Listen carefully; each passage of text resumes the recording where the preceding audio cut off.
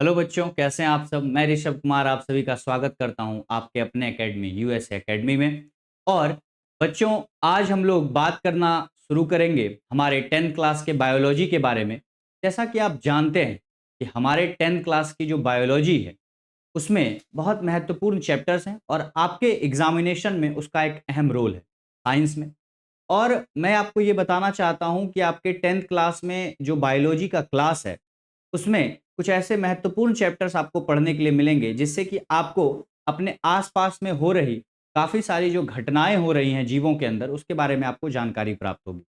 तो हम लोग अपना एक अप्रोच क्या रखेंगे एग्जामिनेशन को लेकर के, जो पढ़ाई करेंगे वो बोर्ड एग्जाम को लेकर के अपना एक अप्रोच रखेंगे और उसी हिसाब से हम लोग आगे बढ़ेंगे। तो चलिए बच्चों, सबसे पहले हम लोग जो है बात करना स्टार्ट करें उससे पहले आप लोग देख लीजिए यहाँ पे बिहार बोर्ड मैट्रिक परीक्षा 2026 को लेकर के हमारा ये टारगेट है कि हर एक सब्जेक्ट को लेकर के, जैसे मेरा बायोलॉजी का है तो ऐसे ही हर एक सब्जेक्ट को लेकर के 10th क्लास में आपका क्या अप्रोच रहना चाहिए। इस एकेडमी में आपको हर एक टीचर जो है अलग अलग सब्जेक्ट के मिल जाएंगे और बेहतरीन टीचर्स। तो आपकी 2026 की जो एग्जामिनेशन आ रही है बोर्ड परीक्षा 10th क्लास की, उसकी तैयारी आपकी इस एकेडमी पे बहुत बेहतर हो जाएगी। तो आइए हम लोग देखते हैं। सबसे पहले तो हमारे एकेडमी का नाम यूएसए एकेडमी है, ठीक है। और ये हमारे डायरेक्टर जो हैं उत्तम सर हैं। और और हम लोग जो हैं इस बारे में बेहतर तरीके से जो है बात करेंगे। और ये जो आप देख रहे हैं ये हमारे क्लासेस का जो है लोगो है। आप एक बार जरूर इसके बारे में बताएं कि आपको ये कैसा लगा। और ये सारी बातें तो होती रहेंगी, हम अगले अपने जो है काम की बातों पर आते हैं। तो जैसा कि आप देख रहे हैं कि हमारा जो चैप्टर स्टार्ट हो रहा है वो आपका लिखा हुआ है कि जैव प्रक्रम। लेकिन बेसिकली बात क्या है कि हम लोग सबसे पहले चैप्टर स्टार्ट करने से पहले ये ध्यान में रखेंगे कि हमारा सिलेबस क्या है 10th क्लास के बायोलॉजी का। सबसे पहले हम लोग थोड़ा सिलेबस की चर्चा कर लेते हैं और सिलेबस की चर्चा करने के बाद फिर हम लोग अपने स्टार्टिंग में जो है स्टार्ट कर देंगे अपना कि कौन सा हमारा चैप्टर पहला होगा, दूसरा होगा, तीसरा होगा। इस हिसाब से हम आगे बढ़ेंगे। तो आइए हम लोग स्टार्ट करते हैं। पहले देखते हैं कि हमारा सिलेबस क्या क्या है। तो अगर आप 10th क्लास की बायोलॉजी की बात करते हैं,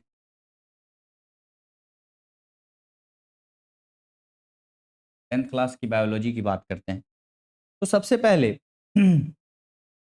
आपको एक बात बता दिया जाए कि यहाँ पे जो चैप्टर्स आपको देखने के लिए मिलेंगे वो सबसे पहले आपको देखने मिलेगा, जिसे हम कहते हैं जैव प्रक्रम। अंग्रेजी में से कहा जाता है लाइफ प्रोसेस। दूसरा चैप्टर जो हमें पढ़ना है, जो अगर इसमें देखा जाए दूसरा चैप्टर जो हमारा होगा इसके अंतर्गत, वो होता है नियंत्रण एवं समन्वय, जिसे अंग्रेजी में कहा जाता है कंट्रोल एंड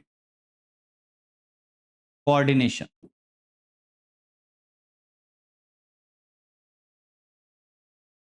लेकिन आगे के चैप्टर्स की बात की जाए उससे पहले मैं आपको यह बताना चाहता हूं कि ये जो आप पहला चैप्टर देख रहे हैं जिसका नाम है जैव प्रक्रम, इसमें और भी दो चैप्टर्स, जैसे एक चैप्टर है आपका जनन और एक है आनुवांशिकता एवं जैव विकास। एक चैप्टर और ऐड होता है जिसे हम कहते हैं हमारा पर्यावरण। लेकिन इसके बारे में हम बेहतरीन तरीके से तो पढ़ेंगे ही क्लास वाइज, जैसे जैसे हमारा क्लास आगे बढ़ते जाएगा हम उसके बारे में चर्चा करेंगे ही। लेकिन सबसे पहले मैं आपको ये बता दूं कि जो हमारा ये जो चैप्टर आप देख रहे हैं कि जैव प्रक्रम, तो एनसीईआरटी जो बुक है उसके अगर अनुसार हम लोग चलें तो जैव प्रक्रम वहां एक ही चैप्टर है लेकिन उसके अंदर चार अलग अलग टॉपिक आते हैं। वो टॉपिक क्या है? सबसे पहला आपका आता है पोषण के अंतर्गत। दूसरा जो टॉपिक आता है वो आता है श्वसन। जो तीसरा टॉपिक है वो आता है आपका परिवहन। और जो अंतिम इसके अंतर्गत एक टॉपिक आता है उसे हम कहते हैं उत्सर्जन। तो बच्चों, मैं आपको एक बात बताना चाहता हूं, ये जो चार आपने टॉपिक यहां पे देखा या देख रहे हैं आप, तो ये जो चारों टॉपिक है अपने आप में एक चैप्टर है ये, ठीक है। जैसे अगर हम बात करें, बहुत सारी ऐसे प्रकाशन की किताबें हैं जो कि इन टॉपिक्स को लेकर अलग अलग चैप्टर्स के रूप में इन्हें बांटा गया है। और इन चैप्टर्स को आप जो है एक बेहतरीन तरीके से अगर पढ़ना चाहते हैं तो पूरा आपको डिटेल में पढ़ना पड़ेगा, क्योंकि सिर्फ जैव प्रक्रम के ये जो 4 अलग अलग टॉपिक आपको दिख रहे हैं, इससे काफी सवाल पूछे जाते हैं और लगातार पूछे जाते रहे हैं बोर्ड एग्जामिनेशन में। तो आपको हर एक चैप्टर को बेहतरीन तरीके से पढ़ना है, और मैं इस बात की आपको गारंटी देता हूं कि जब आप यहां पढ़ेंगे तो बिल्कुल आसान तरीके से आपको वो चीजें समझाई जाएंगी जो आपको कभी मुश्किल लगती थी। तो आप बिल्कुल चिंता इस बात की ना करें। और आइए हम लोग देखते हैं अब हम लोग अपनी पढ़ाई को स्टार्ट करेंगे। अभी तक की जो बातें मैंने आपसे की वो कुछ एकेडमी से रिलेटेड थी, कुछ मैंने अपने बारे में बताया, और कुछ चीजें जो कि मैंने आपको अभी तक कही वो स्टार्टिंग क्या है, मतलब कि आपको क्या क्या पढ़ना है, इस बारे में हम लोगों ने बात की। अब हम लोग अपना पहला चैप्टर आप कह सकते हैं या पहला टॉपिक आप कह सकते हैं वो पढ़ना स्टार्ट करेंगे। सबसे पहले तो हम ये जानेंगे कि जैव प्रक्रम हम किसे कहते हैं, और जैव प्रक्रम को जानने के बाद हम लोग जब आगे बढ़ेंगे तब हम लोग उसके बाद एक एक करके आगे बढ़ेंगे। सबसे पहले हम पढ़ेंगे पोषण के बारे में, फिर पढ़ेंगे श्वसन के बारे में, फिर पढ़ेंगे परिवहन के बारे में, और सबसे अंतिम में हम लोग पढ़ेंगे उत्सर्जन के बारे में। तो आइए बच्चों एक एक करके पढ़ना स्टार्ट करते हैं। तो सबसे पहले जो हम लोग पढ़ना स्टार्ट करेंगे वो हम लोग स्टार्ट करेंगे देखिए, हमारा जो पहला टॉपिक है वो है जैव प्रक्रम। हमारा पहला जो टॉपिक है वो है जैव प्रक्रम। आखिर ये जैव प्रक्रम होता क्या है, या लाइव प्रोसेस क्या है, व्हाट इज लाइव प्रोसेस, या जैव प्रक्रम क्या है। तो मैं आपसे कुछ सवाल पूछना चाहता हूं जो कि कॉमन सेंस पर आधारित है। हमारे आसपास जितने भी जीव हैं, गौर कीजिएगा मेरी बातों को, कि हमारे आसपास जितने भी जीव हैं, जीवित प्राणी हैं। अब जीवित प्राणी कहने का मतलब यह है कि बहुत सारे जीव जंतु भी हैं और बहुत सारे पेड़ पौधे भी हमारे आसपास में हैं। तो अब एक बात हम पूछना चाहते हैं आपसे, ये जितनी भी हमारे आसपास में ये जो जीवित चीजें मौजूद है हमारे आसपास में, ये कैसे जीवित रह रहे हैं, इनमें ऐसी कौन कौन सी प्रक्रियाएं हो रही हैं जिससे कि इनको जीवन जीने में इनको बहुत सहायता प्रदान होती है। इसी के बारे में ये पहला चैप्टर जो है हम लोगों को जानकारी प्रदान करता है, जिसका नाम है लाइव प्रोसेस और जैव प्रक्रम। Live process what, live process में आप देखिए, नाम देखिए, लाइफ प्रोसेस। लाइव का मतलब जीवन और प्रोसेस का मतलब एक प्रक्रिया, कि जीवन जीने के लिए जो प्रक्रिया जरूरी है उसे ही हम कहते हैं जैव प्रक्रम। तो आइए हम देखते हैं कि जैव प्रक्रम की परिभाषा क्या है। होता क्या है कि परिभाषा, एक ऐसा परिभाषा जो किताबी तौर पर दिया जाए, एक ऐसा परिभाषा जो हमारे जहन में बैठ जाए, जो हमें समझ में आए। दोनों ही चीजें जरूरी हैं, किताबी बातों को भी जानना जरूरी है, और जो हम अपने समझ के साथ उन चीजों को लिखते हैं वो भी बेहद जरूरी है। आइए हम बात करते हैं क्या लिखा गया है इसके बारे में। तो क्या है जैव प्रक्रम? तो जैव प्रक्रम के बारे में लिखा हुआ है कि जिस प्रक्रम द्वारा प्रत्येक जीव धारी अपने आप का अनुरक्षण करता है उसे जैव प्रक्रम कहते हैं। क्या मतलब है इसका? आइए इसको डिकोड करते हैं। कह रहा है कि जिस प्रक्रम द्वारा प्रत्येक जीव, मतलब जिसके अंदर जीवन है, जो जीवित है, जिसके अंदर जीवन है, जो जीवित है, वो ऐसी कौन सी प्रक्रिया है, वो सारी प्रक्रियाएं जिसके द्वारा वो अनुरक्षण करता है। अनुरक्षण का मतलब होता है कि अनुरक्षण मतलब मेंटेनेंस। अब मैं आपको थोड़ा सा इससे परे ले जाऊंगा, हालांकि मैं ऐसे उदाहरण को आपको दे रहा हूं जो कि एक निर्जीव वस्तु के बारे में, लेकिन थोड़ा बहुत आप रिलेट कर पाएंगे। जैसे मैं क्या कहना चाहता हूं आपसे, मैं ये कह रहा हूं कि अगर हम लोग बात करते हैं कि जैसे आप लोग ये सोचिए कि जैसे कोई व्यक्ति है, कोई गाड़ी खरीदता है, या कोई कोई भी चीज ऐसा वस्तु खरीदता है, गाड़ी खरीदा या मोटरसाइकिल खरीदा या कोई भी ऐसी वस्तु घर परिवार के लिए जो है वो यूज करने के लिए खरीदता है, तो एक बात का ध्यान रखना होता है। मान के चलते हैं, उदाहरण के तौर पे हम कार को ही लेते हैं। कोई व्यक्ति कार खरीदता है, आप लोगों में से ही व्यक्ति, जब आप लोग ही जब बेहतर कीजिएगा अपने जीवन में तो कार लीजिएगा। तो कार लेना बड़ी बात नहीं है, कार ले लेते हैं लोग, लेकिन लोग कहते हैं कि कार तो आपने ले लिया लेकिन उसका मेंटेनेंस करना बहुत जरूरी है। मेंटेनेंस मतलब क्या? समय समय पर उसकी साफ सफाई होनी चाहिए, समय समय पर आपको बहुत सारा चीज उसमें चेक करना होता है, बहुत सारी काम, बहुत सारी क्रियाएं हैं उसमें आपको करनी होती हैं। तो ये तो मैंने एक निर्जीव वस्तु का आपको बात बताया कि आपको उसको मेंटेन करके रखना है, मतलब आपको उसको एक सुरक्षा देना है। आपको अगर उसको बेहतरीन तरीके से चलाना है तो बहुत सारी क्रियाओं को आपको करना पड़ेगा। वैसे ही कोई अगर जीवित व्यक्ति है, व्यक्ति हो, चाहे वो मतलब व्यक्ति में जब कह रहा हूं तो ऐसा नहीं समझना है कि सिर्फ मैं इंसानों की ही बात कर रहा हूं। ऐसे बहुत सारे जीव हैं, जैसे आप और हम सभी जानते हैं, ऐसे बहुत सारे जीव हैं जो कि हमें नग्न आंखों से दिखाई देते हैं, और ऐसे बहुत सारे जीव हैं जो हमें नग्न आंखों से नहीं दिखाई देते हैं, जिन्हें हम सूक्ष्म जीव कहते हैं, जिन्हें देखने के लिए हमें सूक्ष्मदर्शी की आवश्यकता होती है, माइक्रोस्कोप की आवश्यकता होती है। फिर बहुत सारे पेड़ पौधे भी हमारे आसपास मौजूद हैं, और हम जानते हैं कि इन सभी में जीवन होता है। जीवन होता है तो जीवन के लिए इन्हें क्या क्या करना पड़ता है, आखिर जिंदा रहने के लिए इन्हें कौन कौन सी क्रियाओं को करना पड़ता है, यही है जैव प्रक्रम। इसीलिए यहां लिखा गया है कि जिस प्रक्रम द्वारा प्रत्येक जीवधारी अपने आप का अनुरक्षण करता है उसे जैव प्रक्रम कहते हैं। तो क्या कहते हैं बच्चों? उसे जैव प्रक्रम कहते हैं, या उसे लाइफ प्रोसेस कहा जाता है। अब आप इन बातों को समझ रहे हैं, और समझ रहे हैं तो आप इन्हें अपने भाषा में भी लिख सकते हैं, ठीक है? क्योंकि आप जब एग्जामिनेशन हॉल में बैठते हैं तो आप एक बात का ध्यान जरूर देते होंगे कि क्वेश्चन पेपर में एक चीज लिखा रहता है कि परीक्षार्थी यथासंभव अपने ही शब्दों में उत्तर दें। ऐसा नहीं लिखा रहता कि किसी प्रकाशन का किताब का नाम लिखा हो कि आप उनके शब्दों में लिखें, या आपने किसी सर से पढ़ा तो इन सर के शब्दों में लिखें। नहीं, परीक्षार्थी यथासंभव अपने ही शब्दों में उत्तर दें। तो इन बातों का भी ध्यान रखना है आपको। और science is all about what? Science ऐसा चीज है जो कि आप समझेंगे अपने आप में, और फिर अपने हिसाब से भी परिभाषाओं को आप लिख सकते हैं, इसमें कहीं कोई बुराई नहीं है। हाँ, लेकिन आपका टू द पॉइंट होना चाहिए, बातें वही होनी चाहिए जो टॉपिक आपको कह रहा है। अब आगे बढ़ते हैं हम लोग।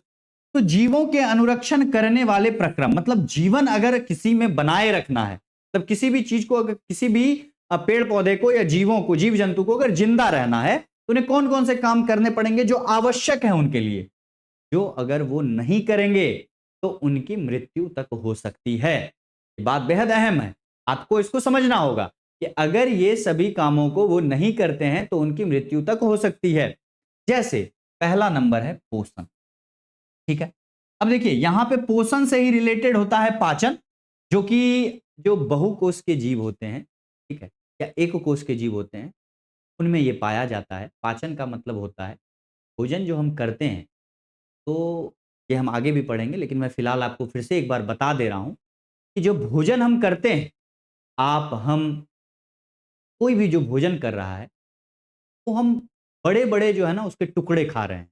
आप ऐसा समझिए, बड़े बड़े टुकड़े खा रहे हैं, लेकिन हमारे शरीर में वो बड़े बड़े टुकड़ों का कोई काम नहीं, तो छोटा छोटा टुकड़ा करना पड़े।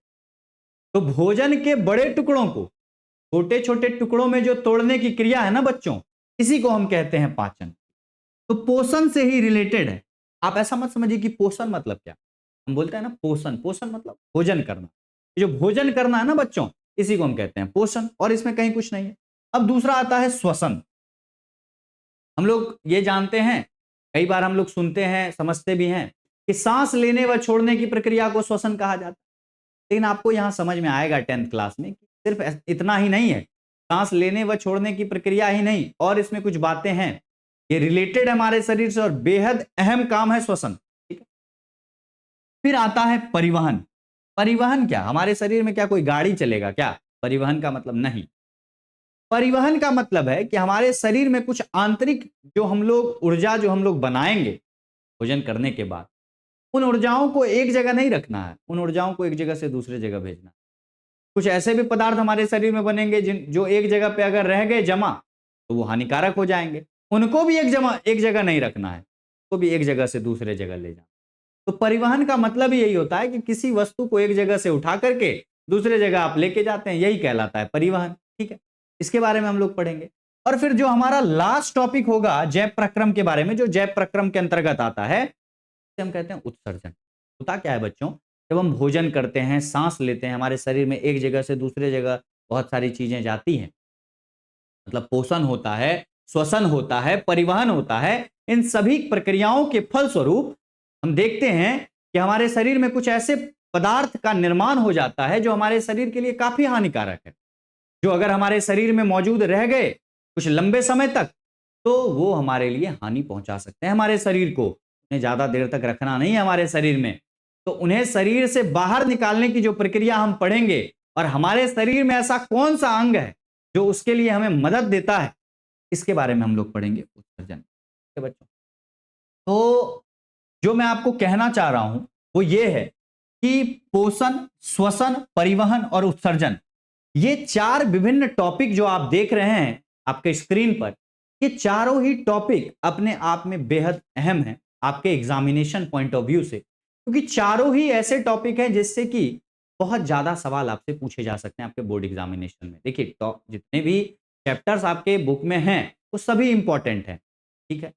एग्जामिनेशन के लिए कुछ भी पहले से तय करके रखना, ये एक होता क्या है कि जब आप सभी चीजों को पढ़ लेते हैं, उसके बाद जब आप उसमें से कुछ चीजों को, जो रिपीटेड चीजें हैं, जो बोर्ड हर साल कहीं ना कहीं पूछता है, उनको आप कुछ पॉइंट आउट कर लेते हैं कि नहीं ये जो पूछता ही है उसको पॉइंट। लेकिन हमारा पहले ये काम होगा कि हम पहले अपना सिलेबस कवर करें। समय हमारे पास कम है, इन बातों का भी ध्यान रखेंगे। और ये आज पहली क्लास है तो मैं खुद में भी ये देख रहा हूं कि मैं कुछ बातों को एक्स्ट्रा आपके सामने रख रहा हूं, लेकिन जब हमारा क्लास एक प्रॉपर टॉपिक वाइज चलने लगेगा, बस आपको जो टॉपिक से रिलेटेड बातें हैं वही सुनने के लिए मिलेंगी। आज पहला क्लास इंट्रोडक्शन है, तो उस हिसाब से कुछ चीजें इसमें एड ऑन हुई हैं, के लिए आप ज्यादा परेशान नहीं हो गया, और वो चीजें जो है सुधार कर ली जाएंगी अगले क्लासेस से, ठीक है। तो चलिए आते हैं हम लोग। तो हमारा जो पहला टॉपिक हम लोग पढ़ने वाले हैं वो है हमारा पोषण। तो पोषण है क्या? अब स्क्रीन पे तो इसके बारे में लिखा हुआ है भैया, पोषण शब्द की उत्पत्ति ग्रीक भाषा के पोशाक शब्द से हुआ है जिसका अर्थ होता है हस्तक। क्या मतलब है? चलिए ना हम लोग इसको जो है आसान भाषा में समझ लेते हैं। ये जो लिखा हुआ है इससे भी आसान भाषा में चले जाते हैं हम लोग, क्या दिक्कत है उसमें? कहते हैं पोषण का मतलब, जैसे मैं यहां पे लिख रहा हूं पोषण के बारे में, पोषण का क्या मतलब होता है? आसान, एकदम बिल्कुल आसान सा परिभाषा आप अपने दिमाग में बिठा लीजिए। कहते हैं कि पोषक पदार्थों को, पोषक पदार्थों को ग्रहण करने की विधि, पोषक पदार्थों को ग्रहण करने की विधि पोषण कहलाती है।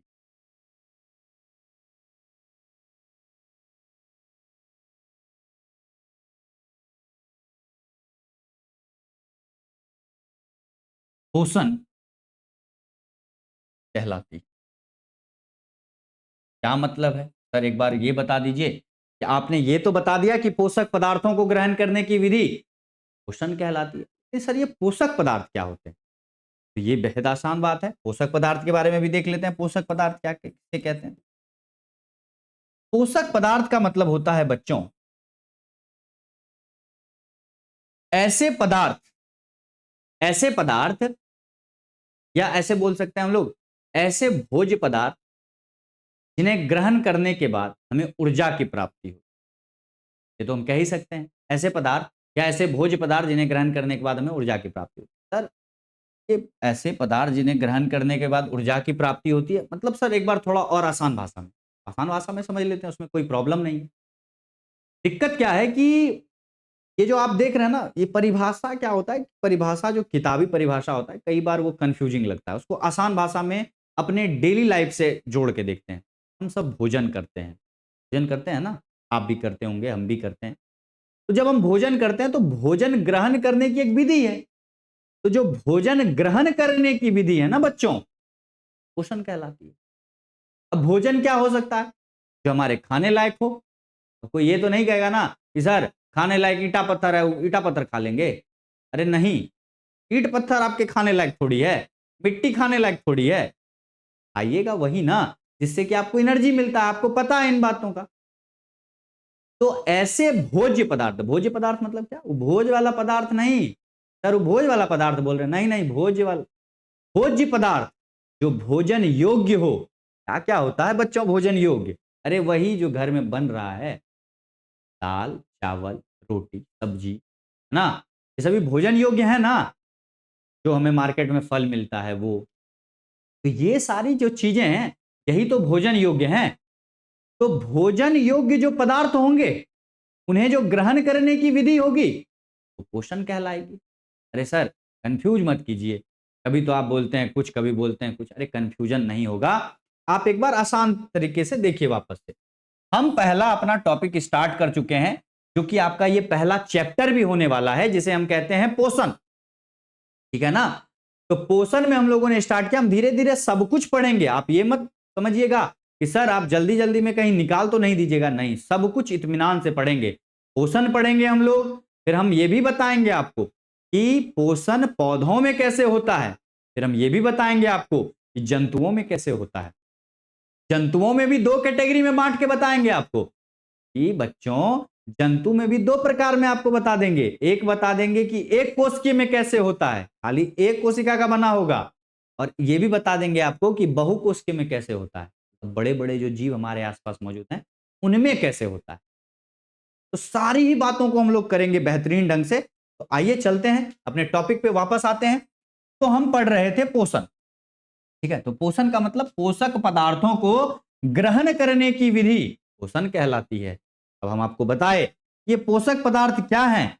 तो ऐसे पदार्थ या ऐसे भोज्य पदार्थ जिन्हें ग्रहण करने से हमें ऊर्जा की प्राप्ति होती है, उसे हम कहते हैं पोषक पदार्थ। ठीक है, अब इसमें आप जो हम घर में यूज करते हैं खाने पीने में, उन सभी चीजों को रख सकते हैं पोषक पदार्थ के अंतर्गत। तो चलिए हम आगे देखते हैं इस पे और आगे। अब देखिए यहां पे लिखा हुआ है पोषण। पोषण को अंग्रेजी में हम कहते हैं न्यूट्रिशन। कहता है कि वह विधि जिससे जीव पोषक तत्वों को ग्रहण कर उसका उपयोग करते हैं, और यह विधि पोषण कहलाती है। माफ कीजिएगा बच्चों, थोड़ा सा टाइपिंग मिस्टेक हो गया है।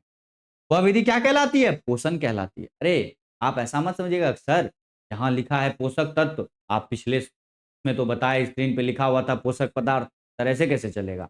नहीं, ऐसा कोई बात नहीं है, बातें एक ही हैं। पोषक तत्व कहिए, पोषक पदार्थ कहिए, मतलब ये है कि जो चीजें हमारे खाने लायक हैं उनको हम ग्रहण करते हैं, वो जो ग्रहण करने की विधि है ना बच्चों, उसी को हम कहते हैं पोषण। कोई दिक्कत नहीं होनी चाहिए, समझ में आएगी चीजें धीरे धीरे, है ना? अब हम लोग आगे बढ़ते हैं।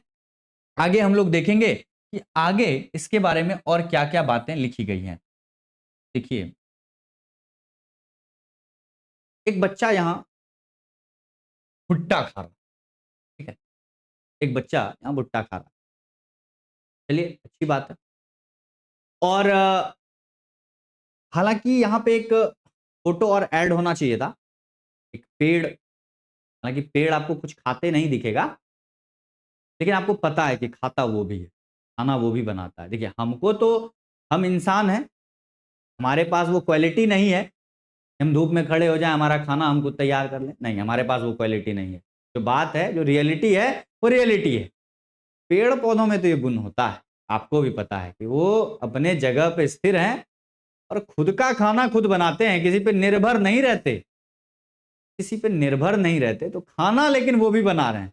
कोई ये ना कह दे कि अरे सर अपने जगह पे खड़े हैं, इसका मतलब खाना तो नहीं बना रहे हैं वो, कोई ना कोई तो उनके अंदर शक्ति है, शक्ति है खाना बनाने की। खुद हम लोगों में भी शक्ति है, खाना लेते हैं दूसरे से, कच्चा पदार्थ, और पकाने की शक्ति है हमारे अंदर। खाना बनाने की शक्ति नहीं है, पकाने की है। ठीक है, पेड़ पौधों से हम प्राप्त करते हैं। अब कहता है कि टॉपिक आगे जाके कि जो पोषण है, ठीक है बच्चों, पोषण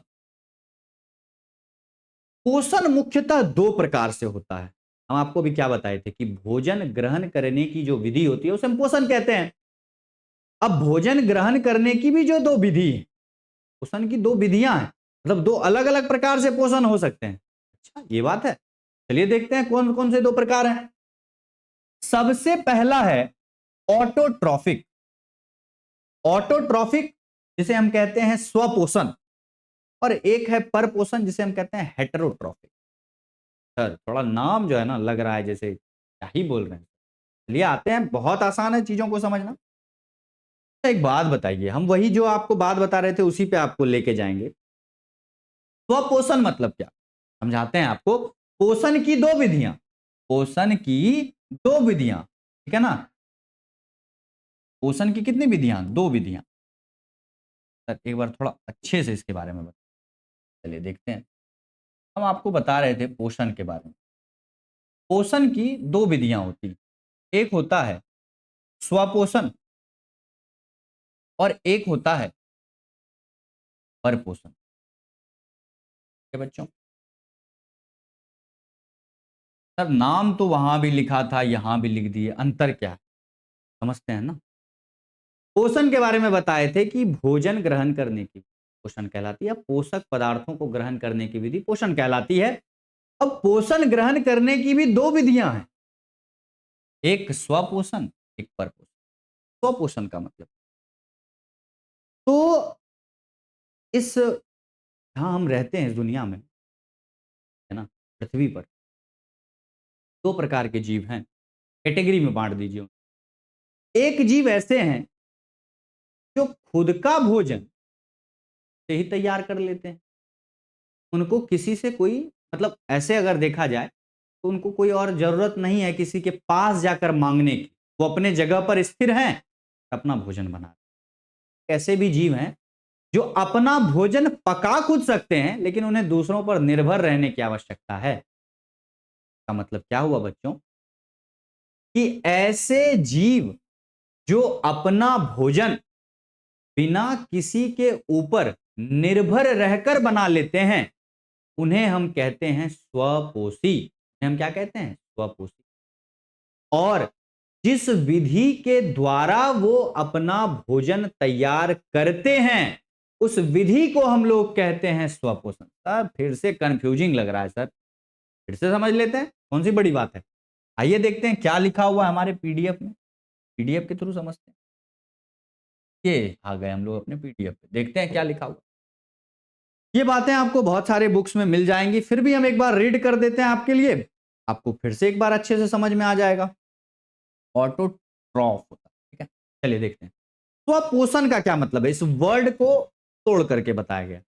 कहा गया कि स्वपोषण शब्द की उत्पत्ति ग्रीक भाषा के ऑटोट्रॉप शब्द से हुआ है, जिसमें ऑटो का अर्थ होता है स्वतः मतलब अपने आप, तथा ट्रॉफ का अर्थ होता है पोषण।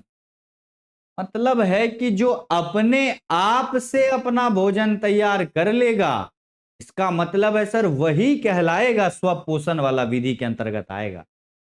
यही बात है ना, तो लग तो रहा है यही होना चाहिए। आगे देखते हैं क्या होता है, आगे आगे देखते हैं कि होता क्या है आखिर। तो चलते हैं आगे। अब हमारे पास एक बढ़िया तरीके से एक कहते हैं ना कि पूरा डिटेल आ गया है, पढ़ते हैं इसको एक बार ध्यान से। स्वपोषण क्या है बच्चों? कहता है कि ऐसा जीव जो भोजन के लिए अन्य जीवों पर निर्भर ना रहकर अपना भोजन स्वयं संश्लेषित करता है। पर कुछ कुछ समझ आ रहा होगा, हमको लग रहा है कुछ कुछ बातें आपके पल्ले पड़ रही होंगी। बोल रहा है कि ऐसा जीव जो जो भोजन के लिए अन्य जीवों पर निर्भर ना रहकर अपना भोजन स्वयं संश्लेषित करता है। संश्लेषण का क्या मतलब हुआ सर? खुद ही बना ले रहा है बच्चों। संश्लेषण का मतलब खुद ही बना ले रहा है, किसी का जरूरत नहीं है उसको। तो ऐसे जीव को, ध्यान से मेरी बातों को सुनिएगा, ऐसे जीव को जो किसी पर बिना निर्भर रहे अपना भोजन तैयार कर लेते हैं, इस जीव को कहते हैं हम स्वपोषी।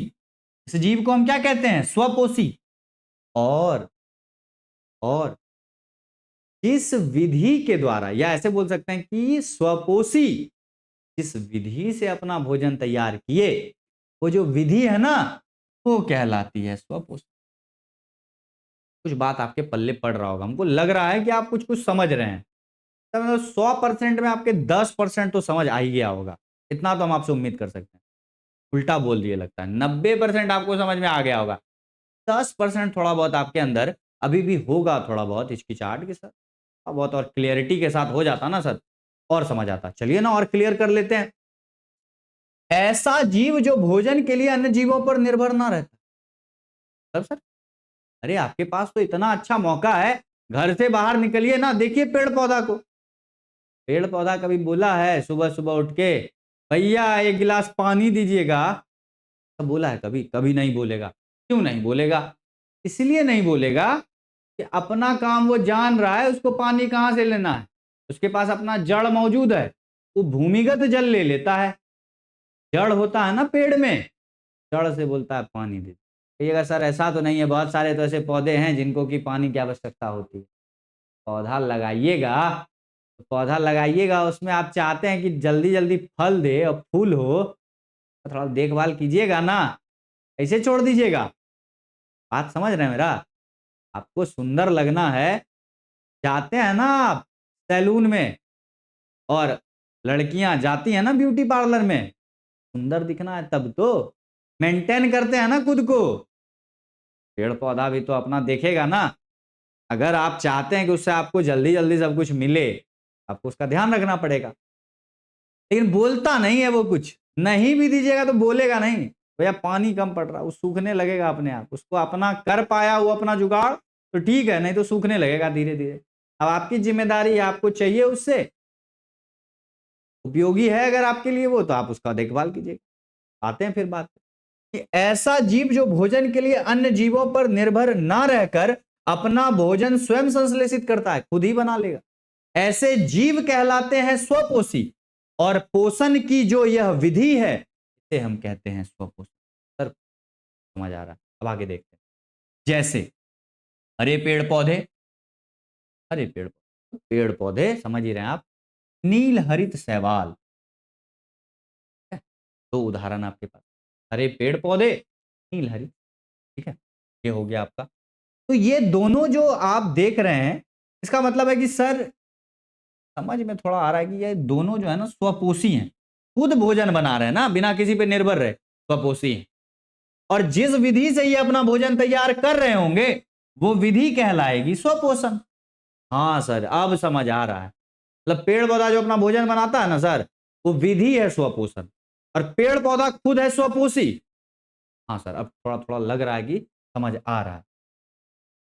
अब ये तो बात हो गया ऐसे जीव का जो अपना भोजन खुद ही बना ले रहा है, किसी पे निर्भर नहीं करता है ना, तो नहीं चाहिए कोई और किसी से मांग रहा है कि सुबह उठ के चाय दे दो, नाश्ता दे दो, पानी दे दो। पेड़ पौधा अपना खुद देख लेता है, भाई हम खुद देख लेंगे अपना, मेरे पास सारा उपलब्ध है सारा सामान, हम बस हमको जो है थोड़ा धूप दे दीजिए, जल ले लेंगे हम ज़मीन से, बाकी पत्ती के अंदर मेरा कुछ मौजूद है, वहाँ खाना-पीना हमारा बन जाएगा, क्योंकि पत्ती उसका रसोई घर है, हम अपना काम चला लेंगे। लेकिन अब एक ऐसे जीव की हम बात कर रहे हैं, ऐसे कैटेगरी में चले जाएँगे, जो पकाना तो भोजन जानते हैं, बना नहीं सकते हैं। आइए उनके बारे में भी बात कर लेते हैं। जैसे तो इसके में पढ़ते हैं हम लोग, परपोषण शब्द की उत्पत्ति ग्रीक भाषा के हेट्रोट्रॉप शब्द से हुआ है, ठीक है, जिसमें हेट्रो का अर्थ होता है पर या विषम या भिन्न, तथा ट्रॉफ का अर्थ होता है पोषण। मतलब मतलब बोल रहा है, कहने का मतलब यह है कि अपने भोजन के लिए तो दूसरों पर निर्भर रहेंगे। जैसे ही आप ये सुनिएगा ना, आपका आपके मन में अपना ही आएगा, अरे हम ही लोग तो हैं वो जो कि भोजन के लिए किसी दूसरे पर निर्भर रहते हैं। आँख खटकेगा, बोले आप थोड़ा सेंस वाला बात तो लग रहा है अब हमको, थोड़ा बहुत तो समझ में आ रहा है। यहाँ पे लिखा हुआ है हेट्रोट्रॉफ का मतलब परपोषण, मतलब इसके बारे में पढ़ते हैं। परपोषण वह प्रक्रिया है जिसमें जीव अपना भोजन स्वयं संश्लेषित ना कर किसी न किसी रूप में अन्य स्रोतों से प्राप्त करता है, उसे परपोषण। मतलब क्या कि किसी ना किसी रूप में, या तो हम किसी पेड़ पौधे पर निर्भर रहेंगे या किसी जीव जंतु पर निर्भर। और अगर हम किसी पर निर्भर हैं ना बच्चों, इसका मतलब है कि आप वहां पे हो जाएंगे परपोषी।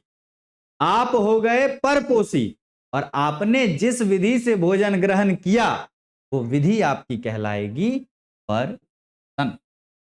ठीक है, ऐसे जीव जो अपने भोजन के लिए किसी अन्य जीव पर, ठीक है ना, किसी अन्य जीव पर निर्भर रहते हैं, या जीव ना कह के आप कहें कि किसी अन्य स्रोत पर निर्भर रहते हैं, क्योंकि जीव में आप पेड़ पौधा भी ले सकते हैं, जीव जंतु भी उसमें आ जाता है, ऐड हो जाता है।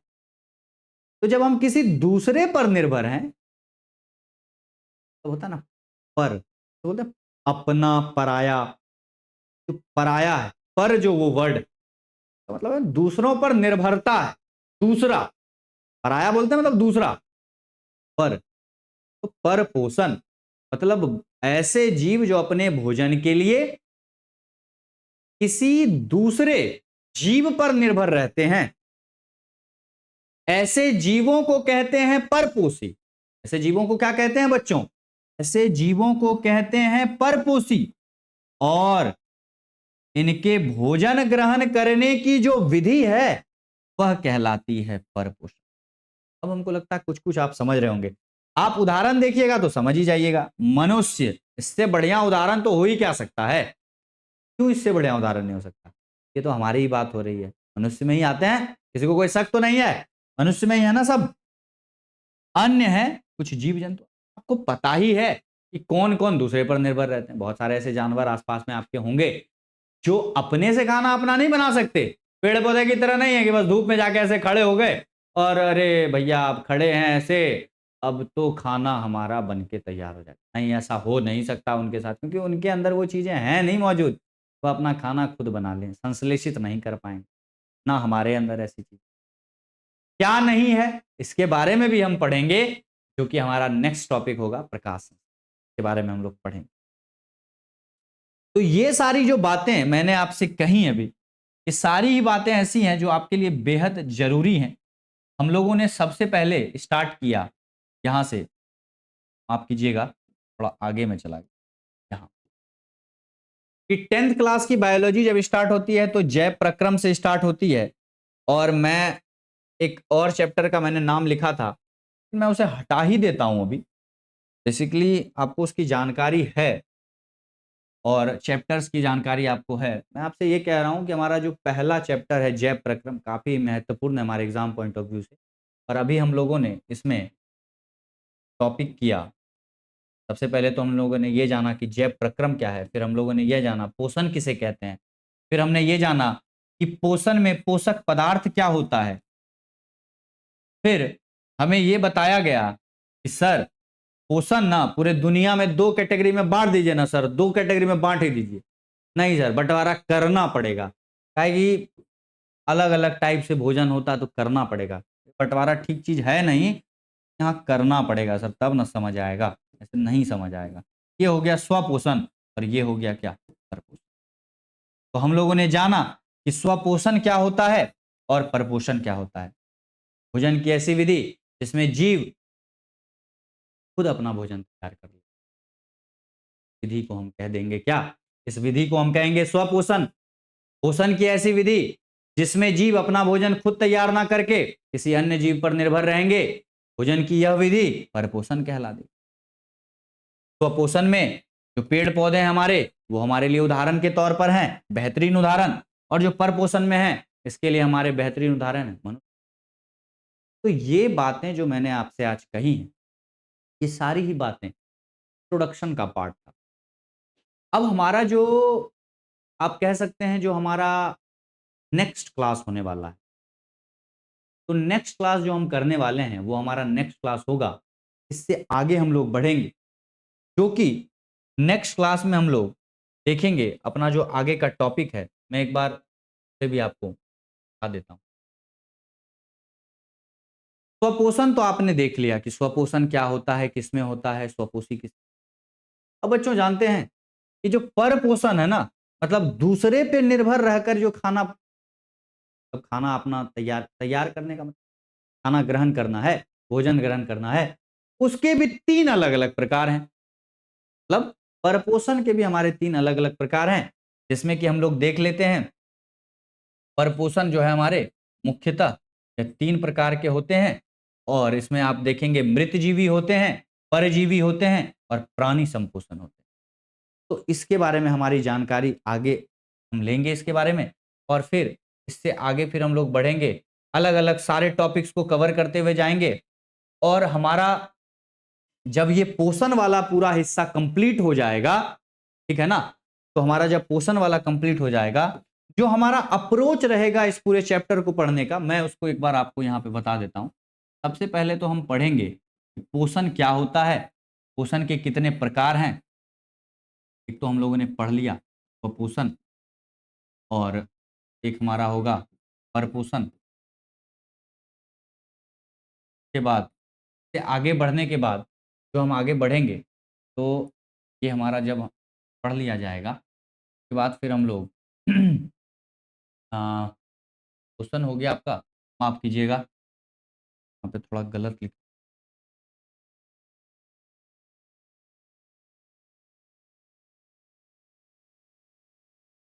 तो पोषण हो गया। अब आप एक चीज़ देखिए कि हमने पोषण पढ़ा, पोषण में स्वपोषण, परपोषण पढ़ लिया, पोषक पदार्थ भी पढ़ लिया। इससे पहले हम लोगों ने जैव प्रक्रम देखा। जब आप ये देखेंगे तो अब परपोषण को भी 3 मुख्य भागों में बाँटा गया है। परपोषण को 3 मुख्य भागों में बाँटा गया है। उन 3 हिस्सों के बारे में अलग-अलग करके पढ़ेंगे हम लोग। एक हो जाता है आपका मृतजीवी, एक हो जाता है आपका परजीवी, और एक अगला आपका टॉपिक हो जाता है इसमें प्राणी सम, प्राणी सम। और जब आप ये पढ़ लेंगे ना, तो ये जितना भी चीज़ आपके सामने यहाँ स्क्रीन पे दिया गया है, ये सभी पोषण से ही रिलेटेड है, ठीक है? ये परिभाषा, परिभाषा, इसके उदाहरण, वो सारी। आप जब ये पढ़ लेंगे पूरा, तो आपको एक आइडिया हो जाएगा कि पोषण है क्या, पोषण के कितने प्रकार हैं, ये सब कुछ आप देख लेंगे। तब हम लोग ये जानकारी प्राप्त करेंगे कि आखिर पेड़ पौधों में पोषण करने के लिए कौन सी विधि है, जीव जंतु हैं उनमें पोषण के लिए कौन सी विधि है। तो जब ये बातें हमें पता चल जाएंगी कि पौधों में पोषण कैसे होता है, जंतुओं में पोषण कैसे होता है, तो हमारा एक महत्वपूर्ण इस चैप्टर में टॉपिक होने वाला है, that is human digestive system. वो होने वाला है मानव का पाचन तंत्र। बेहद ही इंटरेस्टिंग टॉपिक है। क्यों? क्योंकि उसमें हमें जानकारी प्राप्त होगी, कम खाइए कि ज्यादा खाइए, पचाना तो पड़ेगा। नहीं पचाइएगा ना, तो एनर्जी नहीं मिलेगा आपको। एनर्जी नहीं मिलेगा तो खाना खाने का क्या मतलब। एनर्जी लेना है अगर आपको, आपको खाना पचाना पड़ेगा। और खाना पचाने के लिए हमारे शरीर में मौजूद है पाचन तंत्र, तो यहां से शुरू होता है और लास्ट में आपके निचले हिस्से तक होता है। इन सभी बातों की हम जानकारी प्राप्त करेंगे नेक्स्ट क्लास में। तब तक के लिए बच्चों, मैंने जितना भी अभी आपको कराया, तब प्लीज आप रिवीजन जरूर कीजिएगा, कि जब आप रिवीजन करते हैं तो आप परफेक्ट होते हैं। कहा जाता है ना, practice makes man perfect. Man मतलब ऐसा मत समझिएगा कि ये लड़कियों के लिए नहीं है, मैन मतलब आप ऐसा समझिए, मैन और वुमेन कोई भी हो सकती है, बॉयज और गर्ल्स। मतलब कि जो व्यक्ति किसी भी चीज को पढ़ता है या लिखता है और उसका रिवीजन करेगा, तो आपके लिए वो बेहतर रहेगा, आपको लंबे समय तक याद रहेगा। एग्जामिनेशन के लिए आपके पास समय सीमित है, और आपको भी पता है आपका एग्जामिनेशन आपके लिए, एक ये जो 10th क्लास का जो एग्जामिनेशन होता है, ये आपके जीवन का पहला पड़ाव होता है। और पहला पड़ाव जो आपका नींव होता है वो मजबूत रहेगा, तो आपकी जो इमारत बनेगी वो बेहतरीन बनेगी। आपको भी इस बात की जानकारी होगी। तो आप लोग खुश रहिए, स्वस्थ रहिए, और लगातार अच्छे तरीके से पढ़ाई करते रहिए। मैं ऋषभ कुमार आप सबसे अब विदा लेता हूं। धन्यवाद और प्रणाम।